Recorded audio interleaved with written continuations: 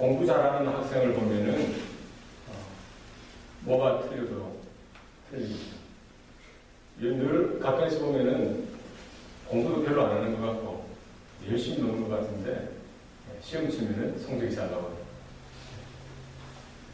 공부 잘하는 친구를 보면은 언제 집중합니까? 수업 중에 집중을 해야 돼요. 그리고 선생님이 무엇을 말하는지, 그 단원이나 그 주제가 뭐가 핵심인지, 그리고 시험에 나올 것들을 다른 사람은 몰라도 그 친구는 다 이렇게 보인다고 하는 거예요. 다 집어내는 거예요. 그래서 핵심적인 것들을 놓치지 않고 이렇게 늘 학습하고 복습할 때 공부를 잘하게 되는 거죠. 우리 장사도 마찬가지고 또 사업도 마찬가지로 생각합니다. 또 일도 마찬가지예요. 잘하는 사람은 뭐가 틀려도 틀리다. 뭐가 달라도 다르다. 그 분야의 핵심적인 것들을 다른 사람들은 보지 못하는데 다른 사람들은 다 놓쳐요. 눈에 분명히 보이는데 놓쳐요. 지나가요. 그러나 이 사람은 탁 집어내는 거예요. 그래서 그것을 붙들고 그 장사든지 비즈니스든지 그 분야를 또 그것도 열심히 최선을 다해서 하게 될 때 결과도 잘 나타나더라는 거예요. 예전에 제 사촌 형님이 크게 사업을 하셨는데 하는 것마다 잘 되는 거예요. 아주 크게 비즈니스를 사업을 하셨는데 한 번은 그 이야기를 하시더라고요. 자기는 가는 데마다 돈이 보인대요. 뭘 하면 잘 될지, 여기는 뭘 하면 뭐가 될지. 그러니까 이제 그 사람 눈에는 그 분야에, 그러니까 다른 사람은 몰라도 그 사람은 딱 그 흐르는 것을 보고 맥을 짚고 핵심을 짚으면은 이게 그게 또 보면 잘 돼요. 다른 경기가 안 좋다고 해도 그분들은 또 하더라고요. 우리 신앙의 삶도 저는 비슷하다라고 생각합니다. 우리 열심히 신앙생활하고 최선을 다해서 신앙생활해야 됩니다. 이건 기본이죠. 그러나 우리가 이 하나님의 말씀을 받을 때 뭐가 중요한지 핵심적인 내용을 진리되는 생명과 같은 이 진리의 말씀, 핵심적인 말씀을 늘 언제나 마음에 새기고 붙드는 것이 필요하다는 것입니다. 그래서 우리 목회자도 마찬가지고 우리 모든 성도들 보면은 믿음의 열매는 어디에서 나타납니까? 이 핵심, 신앙의 핵심, 진리의 핵심을 타협하지 않고 양보하지 않고 그거는 생명을 걸고라도 그걸 붙드는 거예요. 그래서 이거는 눈에 분명하게 드러나고 나타나는 것입니다. 그래서 우리가 이거를 그냥 보고는 지나치면은 핵심을 붙들지 못하고 신앙의 이 엑기스를 붙들지 못하면 물론 이제 구원받고 하나님 나라 가는 건 문제는 없겠지만 탁월한 하나님을 기대하시는 기뻐하시는 신앙의 삶을 살아드리기에 조금 부족하지 않나라고 생각합니다. 그래서 우리가 날마다 하나님 말씀을 들을 때 우리 마음판에 온전히 새겨주시길 바랍니다. 오늘 우리가 읽었던 말씀이 사도 요한이 요한일서 5장 1절에서 3절에서 하시는 말씀이 저는 복음의 핵심이라고 생각합니다. 여러분 동의되십니까? 복음의 핵심. 복음의 핵심이 무엇입니까? 오늘 한번 1절 말씀 읽어보도록 하겠습니다. 시작. 예수께서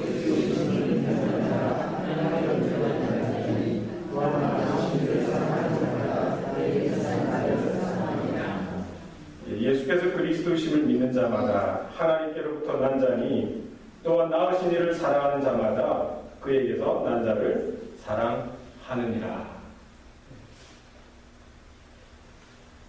예수께서 그리스도이심을 믿는 것, 이것이 복음의 핵심인 것을 여러분 기억하시기 바랍니다. 예수님의 공생의 한 절반 정도 이렇게 지나갈 때쯤에 예수님이 제자들과 함께 가이사랴 지방으로 들어가십니다. 그때 그 제자들에게 물어보십니다. 사람들이 인자를 누구라 하더냐?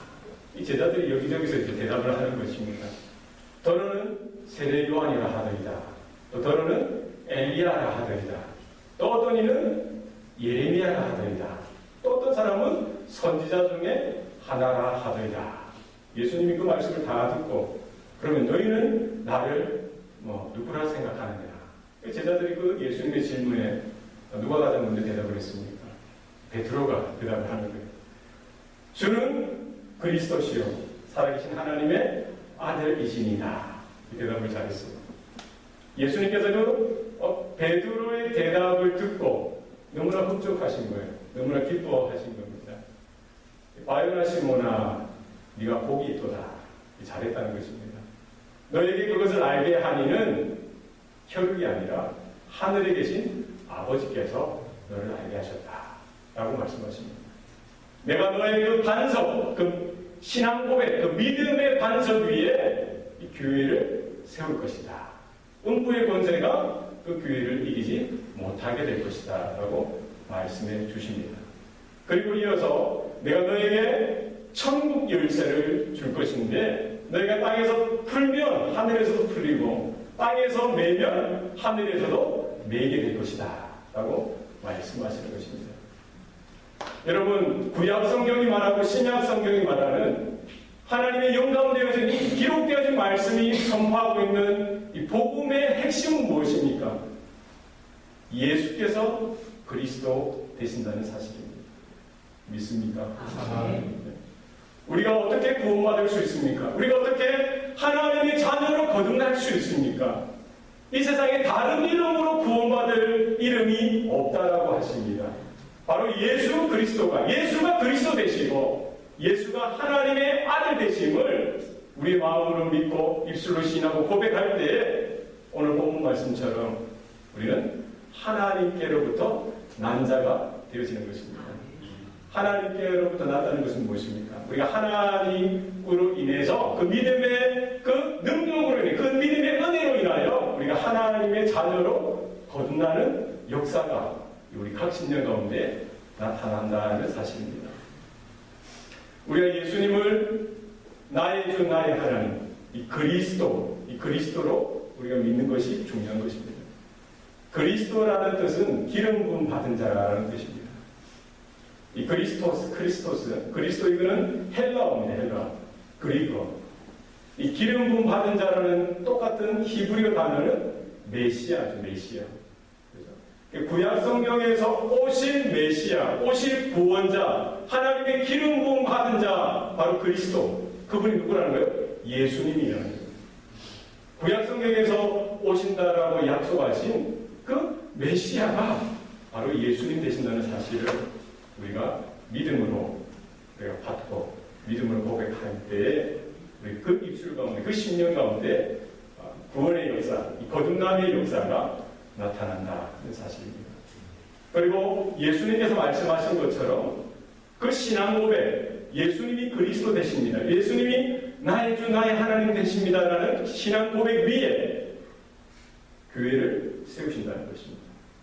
그럼 우리 교회가 늘 언제나 그 진리, 그 핵심을 붙들어야 될 내용은 무엇입니까? 예수님께서 그리스도 되신다는 거예요. 예수님은 하나님의 아들이시고 저와 여러분의 그 생명을 위해서뿐만 아니라 온 인류의 영혼을 위해서 이 땅에 오셨고 십자가 달려 죽으시고 3일 만에 부활하시고 승천하시고 언제인지 모르지만 이 마지막 때에 모든 역사를 종료하고 완성시킬 그때에 예수님께서 다시 오신다라는 사실, 이것이 복된 소식이고 복음이라는 사실입니다. 바로 이 말씀을 우리가 듣고 내 마음에 이 깨달음이 있고 믿음이 생겨서 그 예수님이 나의 주 나의 하나님으로 우리가 영접할 때, 받아들일 때, 믿을 때 우리는 하나님의 자녀로 거듭나게 되어지는 것입니다. 예수님께서는 그 성도들, 하나님의 자녀들, 그리고 이 땅의 교회에게 무엇을 약속하셨습니까? 음부의 권세가 너희를 이기지 못할 것이다 라고 말씀하십니다. 세상의 그 어떤 존재도, 죄와 사방도, 악한 사단도 이제 더 이상 이 땅에 머리 대신 주님의 몸인 교회를 결코 이길 수 없다라는 사실입니다. 여러분, 여기에 큰 기쁨을, 평안을, 확신을 가질 수 있길 바랍니다. 놀라운 사실 아닙니까? 우리는 비록 연약하고 우리는 비록 부족하지만 때로는 우리가 쉽게 상처를 받고 상처를 주는 그런 어떻게 보면 좀 여전히 형편이 없을 수 있는 그런 존재이지만 그럼에도 불구하고 우리는 주님의 몸된 교회로 부름을 받아서 그리스도의 장성한 분량에 이르기까지 우리가 함께 성장해갈 뿐만 아니라 최종적으로 주님이 오실 그날에 우리가 주님이 이루신 그 구원의 승리, 영광스러운 승리에 우리가 동참하게 되어진다는 사실을 우리는 기억해야 합니다. 때로는 우리가 환난과 또 핍박 가운데 아니면 교회 내부적인 잡음이나 여러 가지 힘든 어려운 일들이 생길 수 있습니다. 그러나 이 교회는 또 우리 각 성도들은 누구의 것입니까? 주님의 것입니다. 우리의 아버지가 누가 되십니까? 하나님이 우리의 아버지 되십니다. 여러분들 우리가 비록 부족한 부모, 엄마, 아빠지만 우리 배 아파서 난 우리 자녀들 우리가 어떻게 지킬 수 있어요? 우리는 비록 부족하지만 내 최선을 다해서 내 목숨까지 다해서 그 위기 가운데 내가 대신 죽으려고 하는 게 우리 부모지 않습니까? 우리가 그렇게 한다고 한다면 우리의 아버지 되신 하나님께서 우리를 그냥 내버려 두시겠습니까?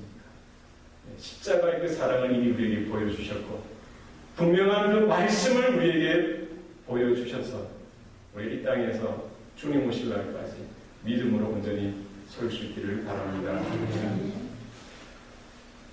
또한 낳으신 이를 사랑하는 자마다 그에게서 난 자를 사랑하느니라 라고 되어 있습니다.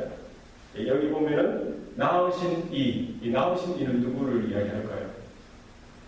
낳으신 이 누구를 낳았다는 거예요? 나를, 여러분 한 사람 한 사람을 낳았다는 거예요. 그 앞에 보면은 예수께서 그리스도심을 믿는 자마다 하나님께로부터 난 자니 태어났다는 거예요. 또한 낳으신 이를 사랑하는 자마다, 그죠? 우리 한 사람 한 심령 을 복음으로 그 믿음으로 낳은 자 바로 하나님 아버지죠. 그러니까 하나님을 사랑하는 자마다 그에게서 난 자를 사랑하느니라. 여기 보면 그에서 난 자는 누굽니까? 성도들 한 사람 한 사람이죠. 어떻게 우리는 태어났습니까? 하나님으로부터 태어난 거예요. 그죠? 하나님에 의해서 우리가 거듭 태어나는 것입니다. 믿습니까? 그래서 우리를 낳으신 자, 우리 영적인 아버지 되신 하나님을 사랑하는 자마다 누구를 사랑한다고요? 그에게서 난 자, 다른 성도들을, 다른 형제들을, 자매들을 사랑하게 되어진다는 사실입니다. 너무나 놀랍지 않습니까?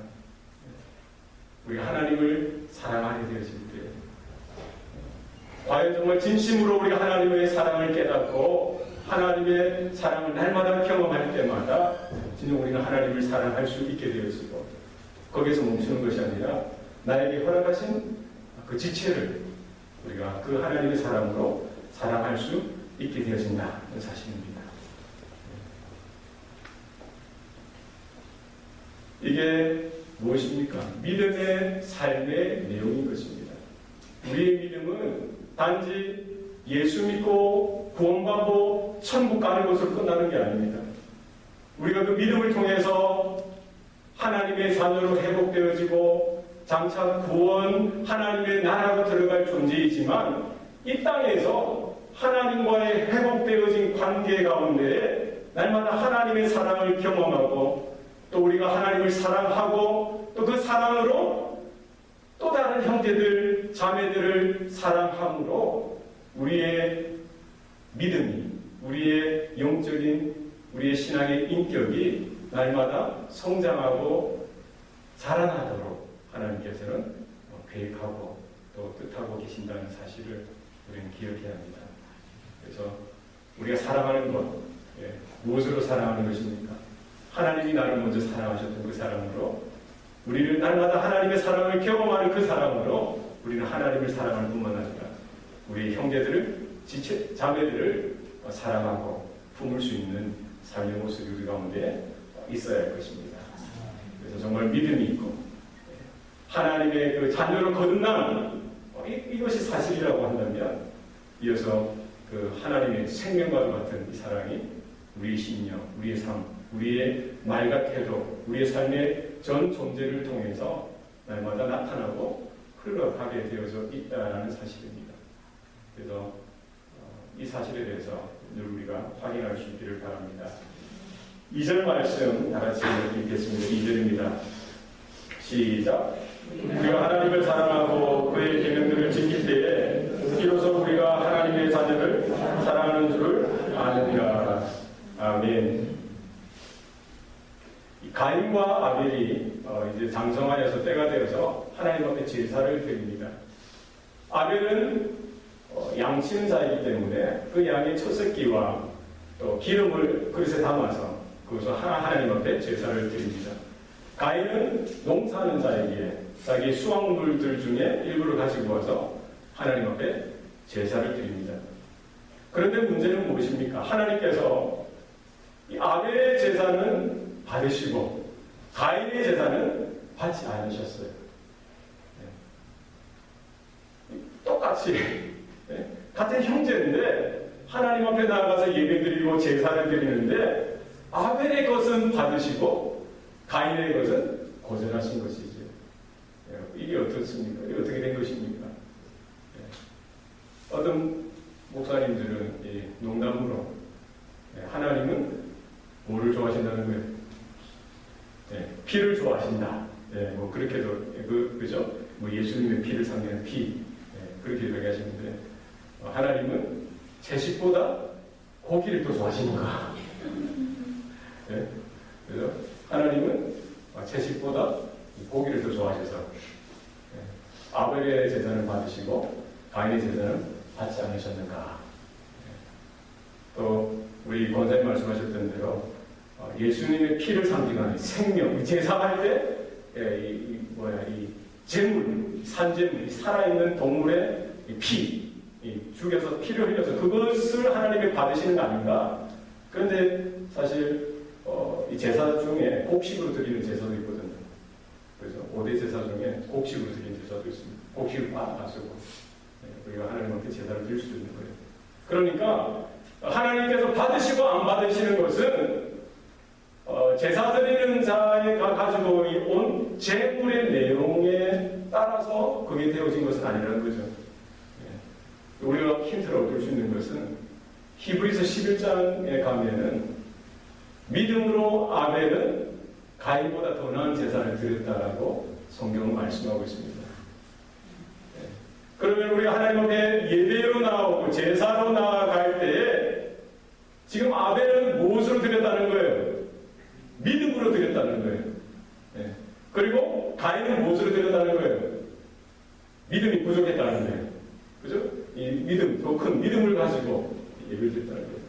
근데 그 성경 우리 창세기 본문에 보면은 하나님께서 이 제사를 받으셨다고 하는데 어떻게 표현되어 있냐면은 하나님께서 아벨과 그의 제물은 받으셨고 하나님께서 가인과 그의 제물은 받지 않으셨다라고 되어 있습니다. 그러면은 무엇이 중요한 거예요? 우리의 믿음이 중요한데 그 믿음은 뭐라는 겁니까? 나 자신을 맡으시는 거예요. 우리가 주일날 예배에 한번 참석하는 것, 헌금하는 것, 봉사하는 것 이것 자체를 기뻐하시는 게 아니에요. 뭐를 보십니까?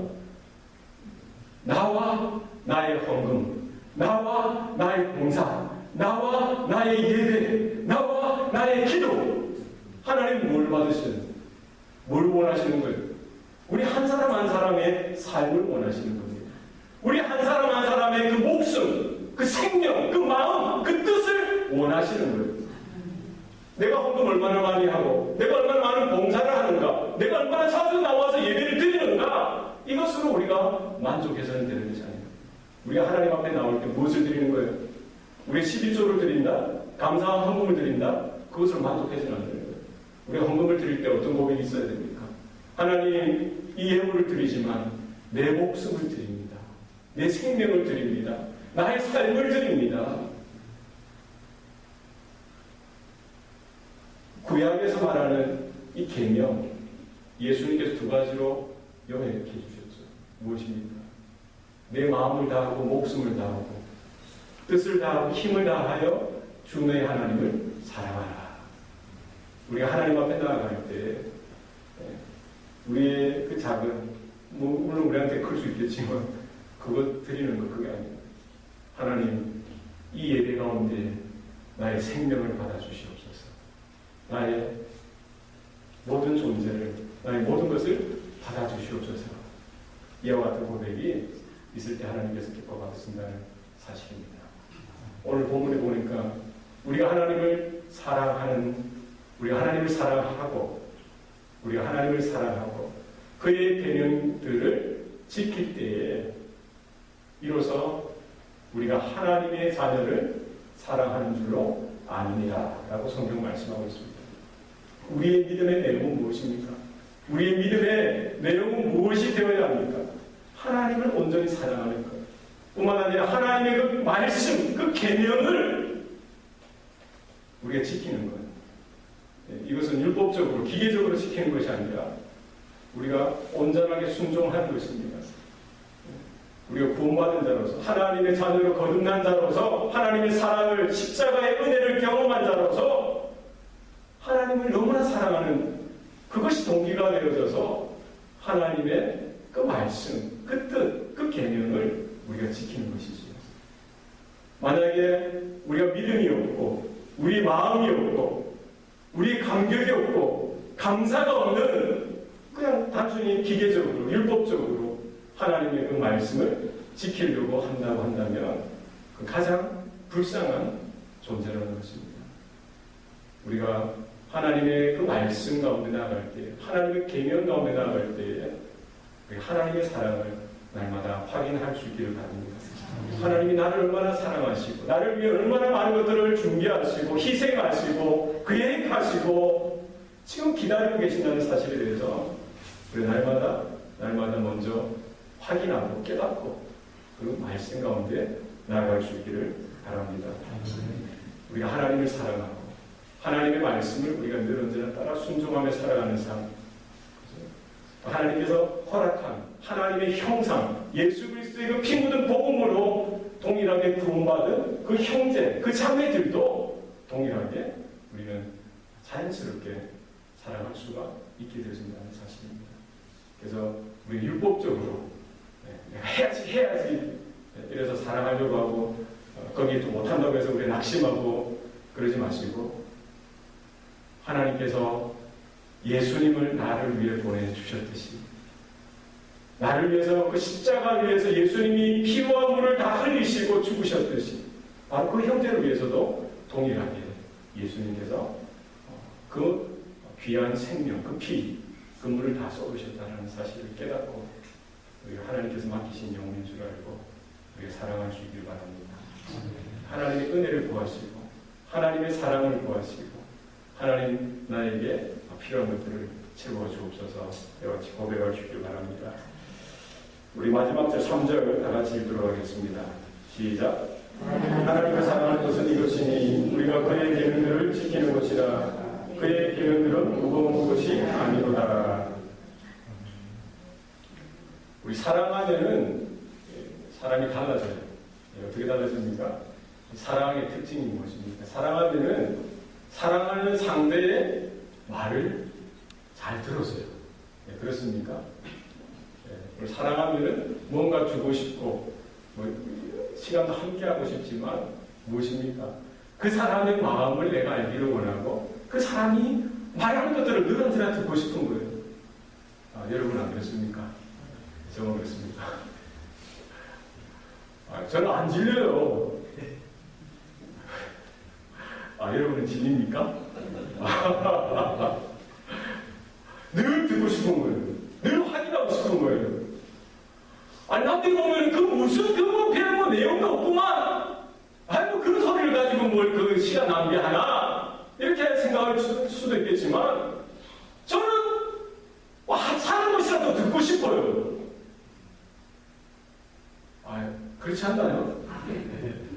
사랑하면 막 듣고 싶고 전화하다가도 졸다가 자는 한이 있어도 막 듣고 듣고 싶고 함께하고 싶고 막 뭔가를 소리를 듣고 싶은 거예요.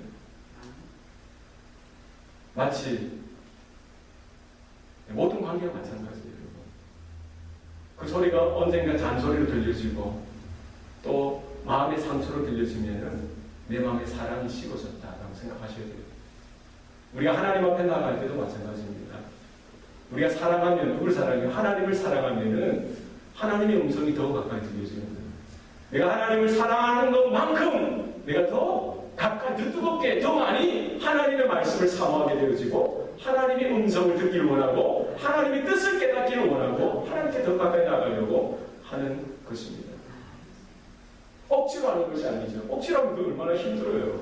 돈 준다고 이 사람 말 들어라. 이 사람 말 들어라. 노예죠, 노예. 돈 주면서 얼마나 그 지겨워요. 사랑하지도 않는데 같이 있고 그 말을 들으려고 얼마나 지겹습니까? 그러나 사랑하면은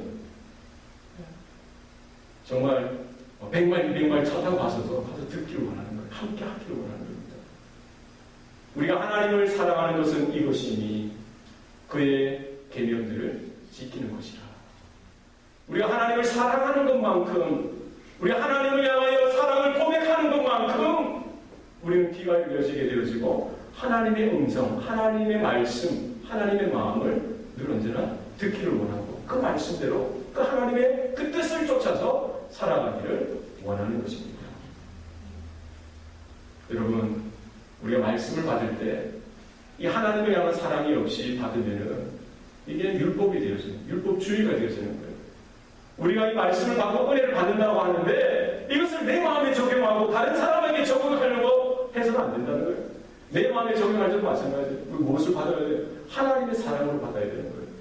어떤 때 이랬죠. 우리가 누가 자기 은혜 받는 말씀 딱 들으면 야, 여기 김집사가 와야 되는데 서자분은 그러시면 안 돼요. 사랑으로 받으시기 바랍니다. 사랑으로 받아서 내 마음에 적용하고 또 그 사람이 생각나면은 그 사람을 여러분 긍휼히 여길 수 있어야 돼요. 더 사랑하라는 하나님의 음성인 것입니다. 네. 모든 말씀은 나에게 필요하고 나는 하나님의 사랑으로 반응하고 그를 긍휼히 여길 수 있어야 합니다. 오늘 3절 말씀에 그의 계명들은 무거운 것이 아니로다라고 성경은 말씀하고 있습니다.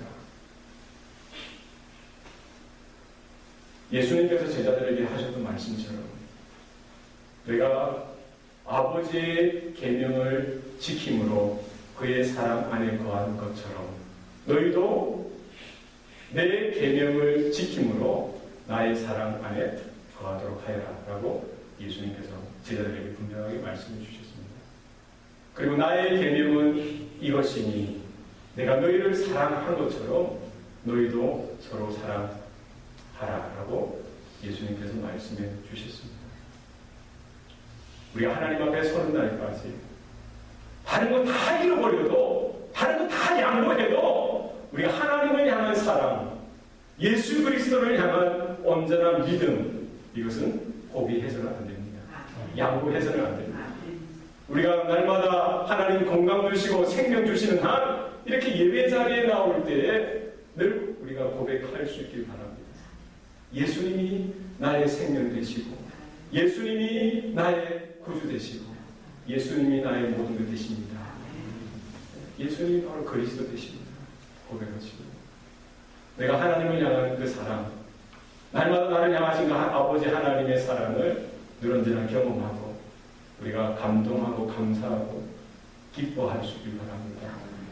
바로 그 하나님의 사랑이 우리 안에 풍성하게 거할 뿐만 아니라 내 옆에 그 하나님의 동일한 사랑이 필요한 그 지체, 그 형제를 향하여 우리가 마음을 열고 하나님의 사랑으로 그들을 사랑할 수 있길 바랍니다. 우리 형제들을 사랑하는 그 사랑으로 우리가 아버지를, 하나님을 더 크게 사랑하는 저와 여러분 되시길 바랍니다. 기도하시겠습니다.